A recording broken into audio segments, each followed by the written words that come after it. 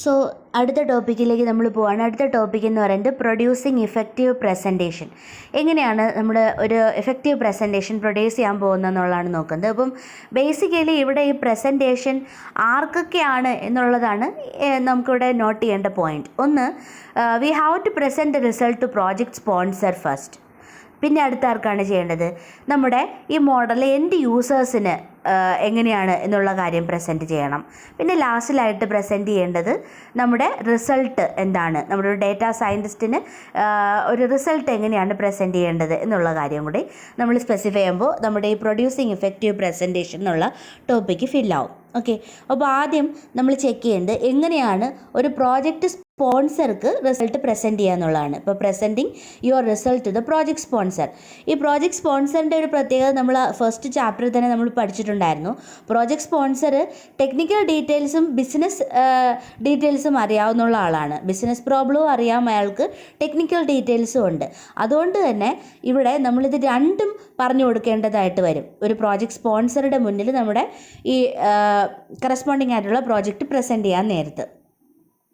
Okay, അപ്പോൾ എന്തൊക്കെ കാര്യങ്ങളാണ് ബേസിക് ആയിട്ട് വേണ്ടത് എന്ന് നമുക്ക് ജസ്റ്റ് ഒന്ന് നോക്കാം. ഓക്കെ, ആദ്യം ചെയ്യേണ്ടത് summarising the motivation behind the project and its goal. രണ്ടാമതായിട്ട് ചെയ്യേണ്ടത് state the project result. Then മൂന്നാമത്തത് back up the result with details as needed. Then നാലാമത്തത് discuss recommendations, outstanding issues and possible future work. Okay, അപ്പം ഇത്രയും steps ചെയ്യണം നമ്മൾ നമ്മുടെ project സ്പോൺസർക്ക് present ചെയ്യാനായിട്ട് നേരത്ത്. ഓക്കെ, അപ്പോൾ ആദ്യത്തെ സ്റ്റെപ്പിലോട്ട് പോകാം. Summarising the project goals.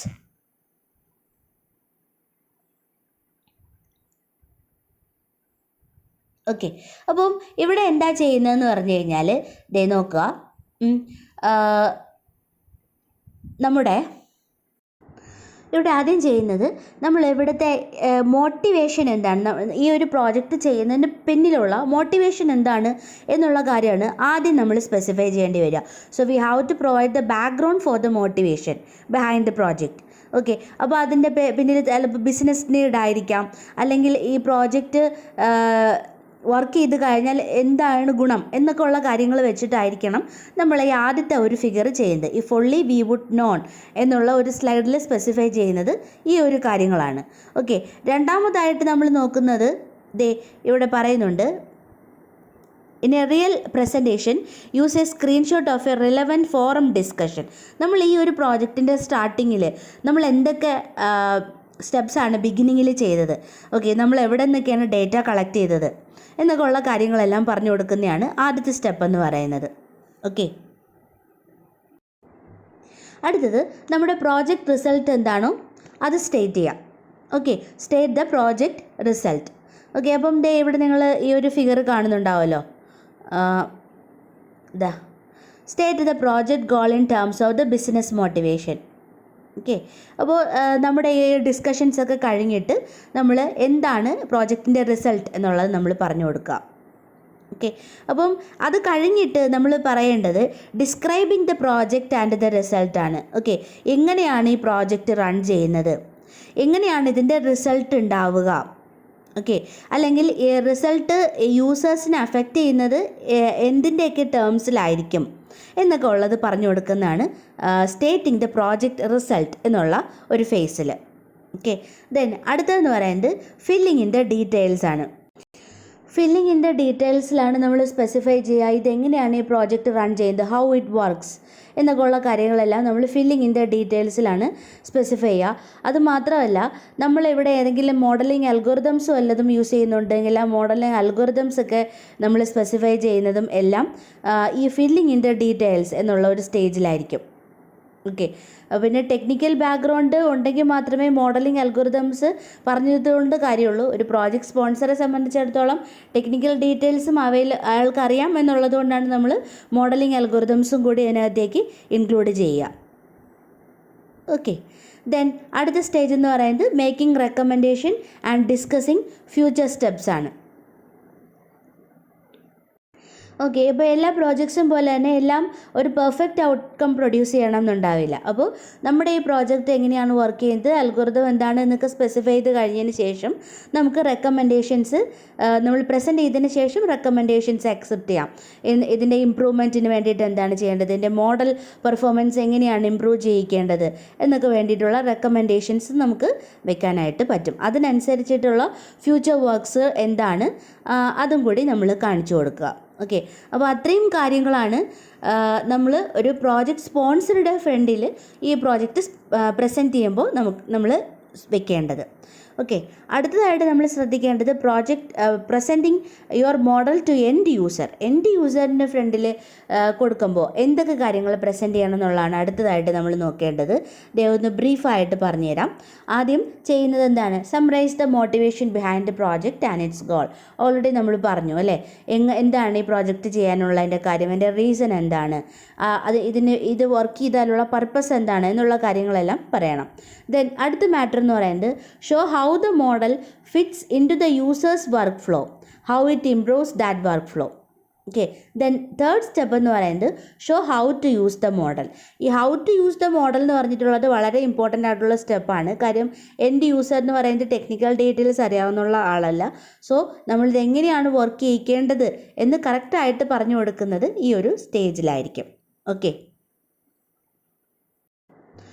So നമ്മളിവിടെ ഏറ്റവും ഇമ്പോർട്ടൻ്റ് ആയിട്ട് ഇവിടെ നോക്കുന്നത് showing how to use the മോഡലാണ്. അപ്പം എങ്ങനെയാണ് ഒരു എൻഡ് യൂസർ ഈ മോഡൽ യൂസ് ചെയ്യേണ്ടത് എന്നുള്ള കാര്യമാണ് ഇവിടെ ഏറ്റവും ഇമ്പോർട്ടൻ്റ് ആയിട്ട് നമ്മൾ പറഞ്ഞു കൊടുക്കേണ്ടി വരിക. ഇപ്പം ഓരോരോ ഫേസിലും ഇപ്പോൾ പ്രോഡക്റ്റ് മാനേജേഴ്സ് ഉണ്ടാവും. എങ്ങനെയാണ് പ്രോഡക്റ്റ് മാനേജർ ഈ മോഡലുമായിട്ട് ഇൻട്രാക്ട് ചെയ്യുന്നത്, അതിൻ്റെ ഔട്ട്പുട്ട് എന്താണ്, എന്തൊക്കെയാണ് നമ്മളിവിടെ ആഡ് ചെയ്തിട്ടുള്ള ടോപ്പിക്സ് എന്തൊക്കെയാണ് എന്നുള്ള കാര്യങ്ങളെല്ലാം തന്നെ നമുക്കിവിടെ ഡീറ്റെയിൽഡ് ആയിട്ട് പറഞ്ഞു കൊടുക്കാം. അതുപോലെ തന്നെ ഇതിൻ്റെ ഒരു യൂണിറ്റ് വർക്ക് ചെയ്യുന്നത് എങ്ങനെയാണ് അതിൻ്റെ സ്ക്രീൻഷോട്ട് കാണിക്കാം. ഓക്കെ, നമ്മളൊരു പർട്ടിക്കുലർ ഓപ്പറേഷൻ ചെയ്ത് കഴിഞ്ഞാൽ ഇതായിരിക്കും ഇതിൻ്റെ ഔട്ട്പുട്ടായിട്ട് വരിക എന്നൊക്കെ ഉള്ളത് നമുക്ക് പറഞ്ഞു കൊടുക്കേണ്ടി വരും. അതെല്ലാം ചെയ്ത് കഴിഞ്ഞിട്ട് ഈ എൻഡ് യൂസേഴ്സിൻ്റെ സൈഡിൽ നിന്നും നമ്മുടെ ഫീഡ്ബാക്ക് എടുക്കുക. അവർ എങ്ങനെയാണ് കുറച്ചും കൂടി യൂസർ ഫ്രണ്ട്ലി ആക്കാനായിട്ട് ഇനി എന്ത് ചെയ്യാം, എന്തൊക്കെ ചേഞ്ചസ് നമ്മൾ വരുത്തണം, അല്ലെങ്കിൽ എന്ത് ഔട്ട്പുട്ടാണ് അവർക്ക് വേണ്ടത് എന്നുള്ള രീതിയിൽ നമുക്ക് ചേഞ്ചസ് വരുത്താനായിട്ട് പറ്റും. അപ്പോൾ അത്രയും കാര്യങ്ങൾ ഇൻക്ലൂഡ് ചെയ്ത് കഴിഞ്ഞാൽ നമ്മുടെ എൻഡ് യൂസറിൻ്റെ മുന്നിൽ പ്രസൻറ്റേഷന് എങ്ങനെയാണ് ഹെൽപ്പ് ചെയ്യുന്നത് എന്നുള്ളത് ആയി. ഓക്കെ, ഇനി അടുത്തത് presenting your work to other data scientist ആണ്. ഓക്കെ, അപ്പോൾ നമ്മുടെ ഈ വർക്ക് വേറൊരു ഡേറ്റ സയൻറ്റിസ്റ്റിൽ പ്രസൻറ്റ് ചെയ്യുമ്പോഴാണ് നമ്മുടെ വർക്ക് ഇവാലുവേറ്റ് ചെയ്യാനായിട്ടുള്ള ഒരു റിയൽ ചാൻസ് നമുക്ക് കിട്ടുന്നത്. അതുപോലെ തന്നെ വേറുള്ളവരുടെ ഇൻസൈറ്റിൽ നിന്നുള്ള ഒരു ബെനിഫിറ്റും എന്താണ് ഈ മോഡൽ എന്നുള്ള അവരുടെ ഒരു ഇൻസൈറ്റ് നമുക്ക് കിട്ടുന്നത് ഈ ഒരു പ്രസൻറ്റേഷനിലായിരിക്കും. ഓക്കെ, നമ്മൾ എന്തെങ്കിലും മിസ്സായിട്ടുണ്ട് എന്നുണ്ടെങ്കിൽ ആ കാര്യങ്ങളെല്ലാം നമുക്കിവിടെ കിട്ടും. അതുപോലെ തന്നെ നമ്മൾ ഈ അപ്രോച്ചിൽ യൂസ് ചെയ്ത വേരിയേഷൻസ് എന്തൊക്കെയാണ്, അല്ലെങ്കിൽ എങ്ങനെയൊക്കെ നമ്മളിത് ഓൾട്ടർനേറ്റീവ് അപ്രോച്ചസിൽ എടുക്കാം എന്നൊക്കെ ഉള്ള കാര്യങ്ങളെല്ലാം തന്നെ നമുക്ക് ഇതിനകത്ത് ഇൻക്ലൂഡ് ചെയ്യാനായിട്ട് പറ്റും. ചുരുക്കി പറഞ്ഞു കഴിഞ്ഞാൽ എന്തൊക്കെ സ്ട്രക്ചേഴ്സാണ് ഒരു ഡേറ്റ സയൻറ്റിസ്റ്റിൻ്റെ ഫ്രണ്ടിൽ നമ്മൾ പ്രസൻറ്റ് ചെയ്യുമ്പോൾ ശ്രദ്ധിക്കേണ്ടതെന്ന് പറഞ്ഞു കഴിഞ്ഞാൽ, ഒന്നാമത്തെ കാര്യം we have to introduce the problem to them, and then second discuss related work, then third discuss your approach, then fourth give result and findings, fifth discuss future work.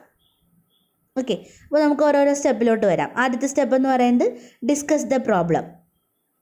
Okay, നമ്മൾ നേരത്തെ പറഞ്ഞു എന്തിനു വേണ്ടിയിട്ടാണ് ഈ പ്രോജക്റ്റ് സ്റ്റാർട്ട് ചെയ്തത്, ഇതിൻ്റെ main goal എന്തായിരുന്നു, ഇതിൻ്റെ പിന്നിലുള്ള മോട്ടിവേഷൻ എന്തായിരുന്നു എന്നുള്ള കാര്യങ്ങളെല്ലാം തന്നെ നമ്മൾ ഈ പ്രോബ്ലം ഇൻട്രൊഡ്യൂസ് ചെയ്യുന്നതിലേക്ക് ആഡ് ചെയ്ത് കൊടുക്കേണ്ടതാണ്. ഓക്കെ, ദെൻ അതെല്ലാം കഴിഞ്ഞിട്ട് നമ്മൾ ചെയ്യേണ്ടത് നമ്മുടെ പ്രഡിക്ഷൻ ടാസ്ക് എന്താണ് എന്നുള്ളത് നമ്മുടെ പിയേഴ്സിന് പറഞ്ഞു കൊടുക്കുക എന്നുള്ളതായിരിക്കും. കാര്യം അതാണ് ഏറ്റവും ഇൻട്രസ്റ്റിംഗ് ആയിട്ട് ബാക്കിയുള്ളവർ നോക്കുക. നമ്മുടെ യൂസ് ചെയ്ത പ്രഡിക്ഷൻ ടാസ്ക് ഇവിടെ എന്താണ് എന്നുള്ളതായിരിക്കും. പ്രോബ്ലം സോൾവ് ചെയ്യാനായിട്ട് നമ്മൾ യൂസ് ചെയ്ത പ്രഡിക്ഷൻ ടാസ്ക് എന്താണ്.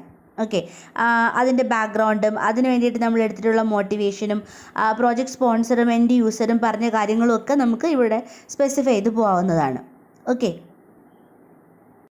ദെൻ അടുത്ത സ്റ്റെപ്പ് എന്ന് പറയുന്നത് ഡിസ്കസിങ് റിലേറ്റഡ് വർക്കാണ്. അപ്പോൾ ഈ റിലേറ്റഡ് വർക്ക് ഡിസ്കഷനിൽ വരുന്നത് ഇത്ര കാര്യങ്ങൾ ഉണ്ടാവണം. What approach we take and how their approach is similar to different from others. Okay, then what are the problems related to your problem. Okay, അപ്പോൾ ഇത്രയും കാര്യങ്ങൾ ഇൻക്ലൂഡ് ചെയ്യുമ്പോഴത്തേക്കും നമുക്ക് റിലേറ്റഡ് വർക്കിൻ്റെ ഡിസ്കഷൻസ് നടത്താനായിട്ട് പറ്റും. ഓക്കെ, ഈ ഒരു പോയിൻറ്റ്സുകൾ ഓർമ്മിച്ചിരിക്കുക ഡിസ്കസിങ് ദ റിലേറ്റഡ് വർക്കിൽ. ദെൻ അടുത്ത പോയിൻ്റ് എന്ന് പറയുന്നത് ഡിസ്കസിങ് യുവർ അപ്രോച്ചാണ്. നിങ്ങൾ എടുത്തിട്ടുള്ള അപ്രോച്ച് എന്താണ് എന്നുള്ള കാര്യം പറയുക. അപ്പോൾ ഇത് കോമൺലി നമ്മൾ സ്പെസിഫൈ ചെയ്യുക പൈലറ്റ് സ്റ്റഡി എന്നാണ്. ഈ ഒരു പൈലറ്റ് സ്റ്റഡിയിൽ നമ്മൾ ചെയ്യുന്നത് we have to introduce the input variables and the modelling approach that we have used. Okay, നമ്മൾ എടുത്തിട്ടുള്ള ഡേറ്റാ സെറ്റ് എന്താണെന്നും ആ ഡേറ്റാ സെറ്റിലെ ഇൻപുട്ട് എന്താണെന്നുള്ളതും ട്രെയിനിങ്ങിനുള്ള ഡേറ്റാ സെറ്റ് ഏതാണെന്നുള്ളതും നമ്മൾ റൈറ്റ് വേരിയബിൾസ് ആണോ നമ്മൾ സെലക്ട് ചെയ്തത് എന്നൊക്കെ ഉള്ള കാര്യങ്ങൾ ഈ ഒരു ഡിസ്കസിങ് യുവർ അപ്രോച്ച് എന്നുള്ളതിൽ സ്പെസിഫൈ ചെയ്യാൻ പറ്റും, അല്ലെങ്കിൽ പൈലറ്റ് സ്റ്റഡിയിൽ ഇൻക്ലൂഡ് ചെയ്യാനായിട്ട് പറ്റും. ഓരോരോ ദിവസങ്ങളിലും നമ്മുടെ ഡേറ്റയുടെ പ്രോഗ്രസ് എന്താണ്, നമ്മുടെ ഡേറ്റ ട്രെയിനിങ് ചെയ്തുകൊണ്ടിരുന്നപ്പോഴത്തേക്ക് എങ്ങനെയായിരുന്നു, അത് ടെസ്റ്റ് ഡേറ്റയിൽ എന്തായിരുന്നു എന്നെല്ലാം ഉള്ള കാര്യങ്ങൾ നമ്മൾ ഡിസ്കസിങ് യുവർ അപ്രോച്ച് എന്നുള്ള സ്റ്റെപ്സിൽ നമുക്ക് ചെയ്യാനായിട്ട് പറ്റും. ദെൻ അടുത്ത സ്റ്റെപ്പ് എന്ന് പറയുന്നത് ഡിസ്കസിങ് റിസൾട്ട്സ് ആൻഡ് ഫ്യൂച്ചർ വർക്കാണ്. നിങ്ങൾ ഈ ഒരു ഫിഗറിൽ കാണുന്നത് പോലെ നമ്മുടെ റിസൾട്ട് എന്താണോ ആ റിസൾട്ട് നമുക്ക് പ്രസൻറ്റ് ചെയ്യാം. 83% പ്രിസിഷൻ, അതുപോലെ തന്നെ റീകോൾ ചെയ്യേണ്ട എത്ര പെർസെൻറ്റേജ് ആണ് എന്നൊക്കെ ഉള്ള കാര്യങ്ങളെല്ലാം തന്നെ നമുക്ക് ഡീറ്റെയിൽഡ് ആയിട്ട് സ്പെസിഫൈ ചെയ്യുന്നതാണ് ഈ ഒരു സ്റ്റേജിൽ ചെയ്യുക.